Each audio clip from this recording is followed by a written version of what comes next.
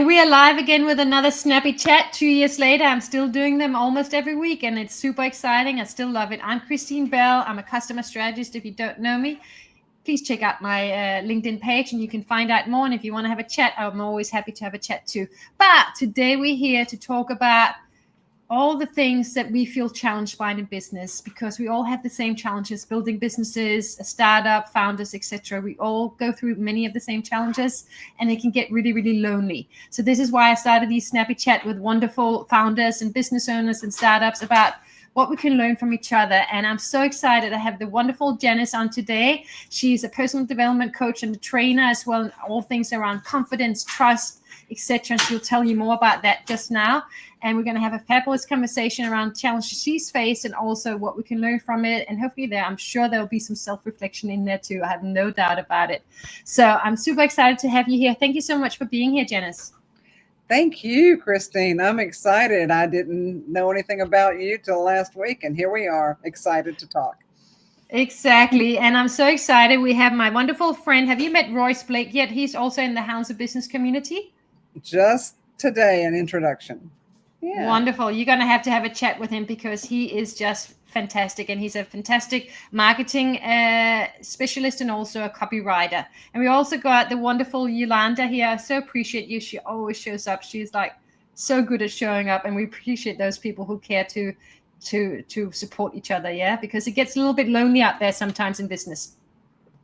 It absolutely does. It's all about connections and making new friends and just getting to know who's out there that can not just support us, just be there.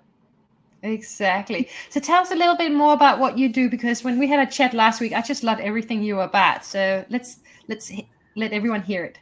Please. Okay. Yes, I do personal development training and coaching of small to medium businesses, teams and groups, individuals, solopreneurs.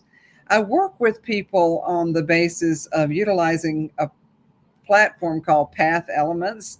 And what that is earth, wind, fire, and water, based on all the earth elements. And just so you don't just die of curiosity, I am a real high water and sort of like wind right behind it. So I could be a real force and a hurricane, as they say.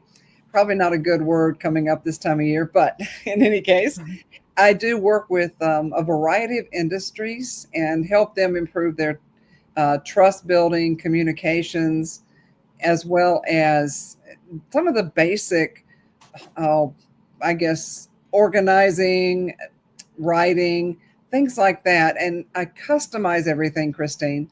Everything I do is when I work with groups is I customize. I want to have my clients know that they matter and that I'm not just handing them off to a process. And I used to say, no, I've just recently started saying, I work with processes of people, not processes. I love that. And you know what? Coming from a place of brand consultancy, strategy, and also marketing, I'm so tired of these marketing gurus who hands out $20,000 one size fit all solutions. Yeah, especially for coaches. I've noticed in the coaches industry, and often it's coaches with no marketing experience who have suddenly decided they're going to teach other coaches how to get clients in when clearly they couldn't get them in themselves. Yeah. And it's like one of those that just really frustrates me, because I've done it for 25 years. Nothing is one size fit all. You know, there's of course things we can learn that we can all learn from each other. But to your point, it has to be customized. It has to be tailored. It to really be useful for anyone to use the strategy. You know, we're not the same. We're all different, and we should come across as different when we're out there in our marketing. Yes. And actually, that is one of my pet peeves too, because you and I are a little more seasoned in our industry. I have been a coach for about 8 years, but I have a lot of history before that. That puts me in a position of coaching other businesses. Now, ask me if I'd want to coach other coaches. Not necessarily, but I will. I don't market myself that way. But, you know, there are so many coming in, like you said, especially of the younger generations that, you know, they're not prepared, because call me when you have lived life is what I like to say, because I have lived a life. I have been on the street with business. I have cut my teeth on some of the toughest things they don't even have to do now. Yeah. And it builds resilience and it builds experience, and nothing beats experience in my book, in terms of having been there and done that. It really does help. That doesn't mean that new people can't come in with great new innovative ideas, of course, and I love that too, because we could all get stuck too. So it's always about learning and growing, which is what the theme is today anyway. So tell me a little bit about, and we'll see where this conversation goes, what is one of the challenges you faced in business that we can all learn from? I am going to go step back in time and revisit a business that I started along with a former husband. And actually, I did it, I have to say. It was bought. You can laugh at this, everybody. My ex-husband bought a business that I could run so I wouldn't have to work. Right. So you wouldn't have to work. And so let me tell you about that business. That was a ladies' lounge, sleep and loungewear, nightgowns. And we bought the business from someone who lives in the state above us. So it was, a few hundred miles away. Found it online, went up there, saw the product, very impressed, but it wasn't working for this person, and bought, 6,000 nightgowns.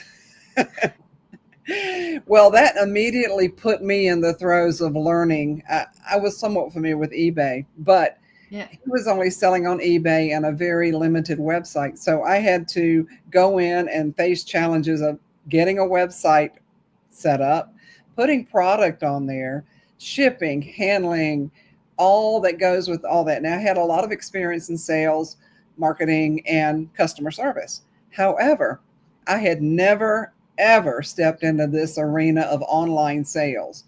So e-commerce is a whole nother ball game. It sure was. And our garage was transported to a warehouse full of nightgowns. From there, this is really one of the biggest challenges I faced initially. We got the product back to the house, and thankfully he did all the organizing and the setting up. However, I had a contact to get a website set up and all this. And so we were starting down that road and that process. And what happened was my computer decided to take a dive. So the hard drive died. It literally just completely died. And I had already started down this road. Well, I had to go to my phone just to keep the business going so I could ship out the sales that were gradually coming in. Yeah.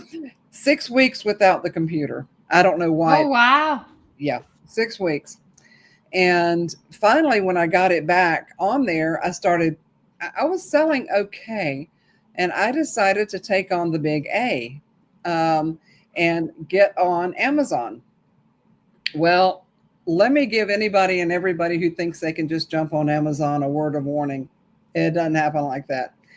And especially if you're dealing in clothing or items like that at that time. And this was in 2013. Probably not changed. It may be harder now. But it took 9 months hiring a model, getting the photography done, and just getting it done to Amazon's specifications was like giving birth. And yes, by the time I got it on, it was about 10 or 11 months from having the business to getting it online on Amazon.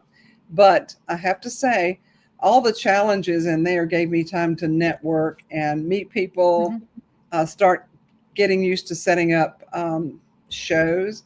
And that business, even with my experience, hadn't prepared me for the e-commerce world, the online payment, dealing with the postal service, shipping, and all of the things that go with it. It was a huge endeavor. Now, it did turn out successful and ran it for 8 years. So what would you learn from that in terms of what would be advice to others in terms of wanting to do e-commerce or starting any business, I guess? Well, like I tell my clients or anybody just in a consultation, do your homework, do your research, and endeavor to get all the answers you can ahead of time. You won't get them all, but try to find out, let's say you do want to get on somewhere like Amazon. find out what it's going to take. It's not the same for everybody. It's not the same for everything. I even tried doing the premium. Is it the Prime? I even tried to do that and pay for the shipping. That's when I started to lose money. But I didn't know that ahead of time. I hadn't run my calculations. I hadn't looked into that. I would say do your research. If you, whatever it is you want to do, try to take a look at what your potential is and what in reality it's going to look like as you go down the line. And there are, yeah, go ahead. I was going to say, I'm also guessing, correct me if I'm wrong, that there was a lot of hours behind the scenes in terms of packing, in terms of getting the address right, in terms of getting to the post office and all those things, unless you have a system in place that does all that. Well, they have improved things. As I got into it, I learned about the pickup. The postal service will do pickup. Okay. And yeah, so I learned all about printing my own labels, getting things set up with label holders, and getting all the free materials from the postal service. And I look for ways to simplify and expedite. Now, thankfully, sometimes I would get, around the holidays, I could get as many as 20 or 30 orders in a day or two. And yes, I didn't have a picking machine. This I did it. There are tons of challenges. And then you're going to be out in the world, either virtually or in reality, making those connections, find the right people that can help you, and even give away a little bit to give people an idea of like, would you be a model for me? I'll give you a free nightgown, that kind of thing. I think for me, especially in business, when we are doing it on a bootstrapping or doing it on a tighter budget than the big companies, we have to get creative. We really have to get creative in so many ways of how we're going to execute, how we're going to find time for it, how we're going to get help with the things we can't do ourselves that we do need. Yes. And I think we underestimate the power of creativity sometimes. What do you think? I know we do. And that's what I love to help people with when I work with someone that's either been in business. I've worked with startups. I've worked with people that are in online e-commerce. I've worked with people that have been around for some time, but they're transitioning. They want to grow. And so it does take a lot of creativity and, just open your mind to what the possibilities are. And somehow that question you asked just went, yeah, it's been a busy day.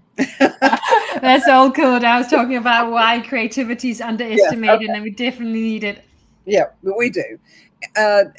Don't underestimate your ability to find answers in the right person that might come along. That was probably one of the most challenging things. I mean, I've had a transportation company. I've had doing my coaching now, but if it hadn't been for that e-commerce business right in the middle of the other things that I did, I wouldn't have learned enough to help so many people like I do, because I did the research. Now, you're a researcher, and I'm sure you tell people all the time, do your homework, do your research. Yeah. See what you can find out, and don't just look it up on Google one time. Trust me, that's not going to do it. It's not enough, usually. You need to do more research. And, I just want to say, Royce is saying the part of digital and no one talks about exactly. And doing research is very important, 100%. You're talking to my heart, Yolanda. Yes, I'm surprised by how many people I see do their brand strategy, and one could argue it's made up. And it may or may not work. But unless we look at the context of how customers make decisions and realize that they're unlikely to just look at us, that they are looking for we're getting so much information all the time, that they're most likely if they're going to spend a certain amount of money, then they are definitely going to be looking at others. And if we're not, understand how others are positioning themselves, then we could be relevant or not so relevant, or just, the same. Exactly. And when we bought this business and we had looked into it, we had some samples sent so I could try the product, and the ex refused to try on the nightgown. But, I tried. What can you do? I know, but I loved it right away. And I had worked in a little retail store for a while, and he thought, well, clothing is perfect. You blah, blah, blah. Well, I agreed. And I met so many people. I learned to do things like have contests, and Facebook is more active for me even than it was then. But our social media, things have changed since 2013 dramatically. Yep. And yeah, and so I tapped people on the shoulder that I knew. I got my first website built with that business from someone I had met online in a meeting. I'm like, and I got to know him and look at his work, and so he helped me. But there seemed like there was something else. I mean, the computer crash was a very big deal, Christine. I mean, I can't tell you. I had a little smaller iPhone at the time that I was doing sales with. I think what I'm learning, what we're hearing, and I totally agree with you. By the way, Mike Ashenbrown is in the house, so the star has shown up from the House of Business community. We appreciate you. I think you're right. Like, there's a lot of practical things we'll learn when you start a business. I mean, you could argue, if I just had the money, I'd just pay anyone to do everything for me, and it'd be so much easier and life be easier. But then we're going to be missing out on learning some of the most practical key skills, core skills that will help us. And we don't always realize that actually learning how to do social media yourself before you hand it over to others, or for your case, really learning how to use e-commerce and all the practical parts of it, and then being forced to network with people to get to know people who can help you and reach out. It's all things that are setting us up for success, I believe, but it's not always easy at the time when we just go, oh, I don't know how to do this. And you're like, we're going to get to help, and I'm going to have to do some of it myself anyway. So I've got to learn. So there's such a learning curve that can be terrifying, but also very, very something we can be grateful for afterwards. I think once we've learned lots of new skills and we go, wow, I learned so much in the last year. You also appreciate it when you get to delegate as well. You do. I didn't know. I still don't care for it, but the bookkeeping side of it. QuickBooks. Oh my goodness. And I was selling on so many platforms. It wasn't just Amazon and eBay and the website. I think I had about 6 or 7 different ways I was selling. And I became friends with, I think through the Small Business Development Center, introduced me to a gal who taught QuickBooks. Well, as it turned out, she came to my house more than once to help me set it up. And then, because it's so complicated, she'd never seen anybody with that much going on. And she had me come and talk to her twice, come and talk to her class that she was teaching at the local college, to tell them what I was doing. She goes, nobody else has, I've just never seen anything like this. You've got to come and tell them what it is you're dealing with, because it was such a unique thing. It wasn't just straightforward. And what I didn't know going into it was any of that stuff. I knew people, I could work with people, but boy, it came to some of this stuff. And I'm sure a few words were said that were heard by my neighbors. I know, right? And it's one of those days where some days I'm like, wow, this is amazing. I'm learning new stuff. I'm conquering things. And other days it's like, let's not use the words, but it's like, I've just had enough. Yeah, right.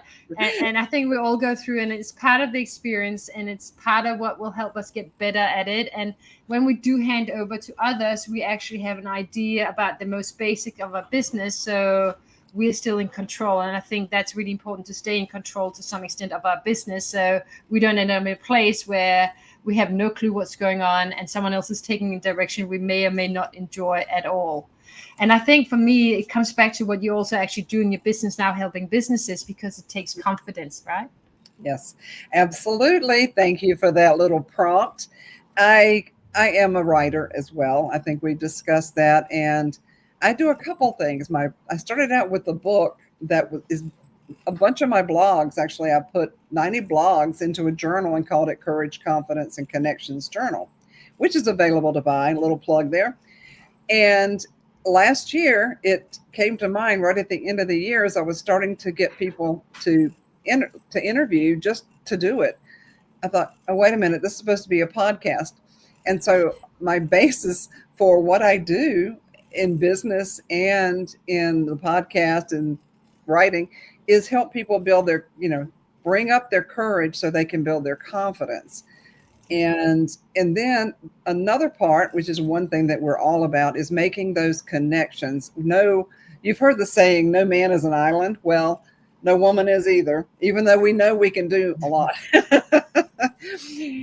It's true that courage and confidence that we need to do business. And we can't do it all ourselves, but it is always good to get your fingers in there and get in and do as much as you can for yourself. So like you said, when you turn it over, you go, yeah, I learned something, but now I can release it. Yeah. And still know how to make sure they do what we want. And when they do add to it, we also have an idea of what they're doing and why they're doing. Mm-hmm. So there's nothing wrong, and it definitely builds confidence. There's nothing wrong with always upgrading our own skill level, whether that's through research or actually learning practical skills. It all adds value, I believe, and makes us stronger as human beings. Not always fun, but it definitely helps us grow up and become more courageous as well. Because once we start taking steps out in the unknown, that leads to more, okay, I can do it again. Because courage doesn't happen by sitting still, does it? No, it absolutely doesn't. And I had a really good conversation earlier today with a gal who's not unlike most of us, been through a lot, but you don't think about the courage it takes ahead of time.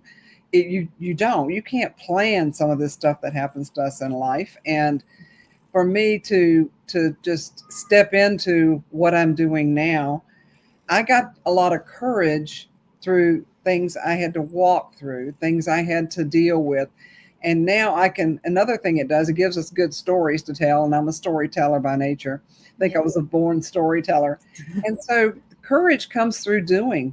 I would say that to everyone in our audience. It comes through getting your hands dirty sometimes. Sometimes you just fall in the mud and you're getting everything dirty. You're just got to pick yourself up at some point or get some help. So that, but you can look back and say, well, that was an act of courage. I did something that took courage. Yeah. And it sometimes starts with the small steps, and sometimes it becomes bigger and bigger in terms of what we then have the confidence to try out, knowing that we may fall flat on our face and we may have to get up and dry ourselves up. But that's part of the game, and it's part of life, and it's, part of business. It's part of everything. We can sit still and hide ourselves away, but life is going to find us one way or the other. So we might as well play the game. You got that right. And that's interesting.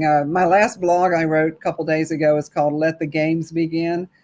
And it's based on a movie called The Race. And the song is Let the Games Begin. And so I love music. So I just sat down and started writing that blog. And I thought, life is a game. And games are supposed to be fun, right? Yes. So let's try to enjoy. Not easy, but fun. But fun, absolutely. And sometimes it's not fun in the middle of it, but if you can learn to laugh at yourself, have fun in the process. Exactly. And there's always a learning. If we want to, there's always a learning from it about ourselves. And, I truly believe life is about actually getting to know ourselves, our true self. Mm-hmm. Not the one we were brought up to be, not the one that we were told to be by society, but the one that we truly are. And I don't mean to do anything illegal, but in terms of really exploring who we are, how we think, what we feel, and what we came here to achieve and what we can achieve. And, having fun doing it. Oh, yeah. And the theme of being our true selves, I was having this conversation with someone this morning about being authentic. And that's kind of my word this year, authenticity and being the real me. And honestly, I think most of us couldn't answer the question if you said, well, who are you? Not what do you do? Who are you? It is the hardest question you will ever answer. It is.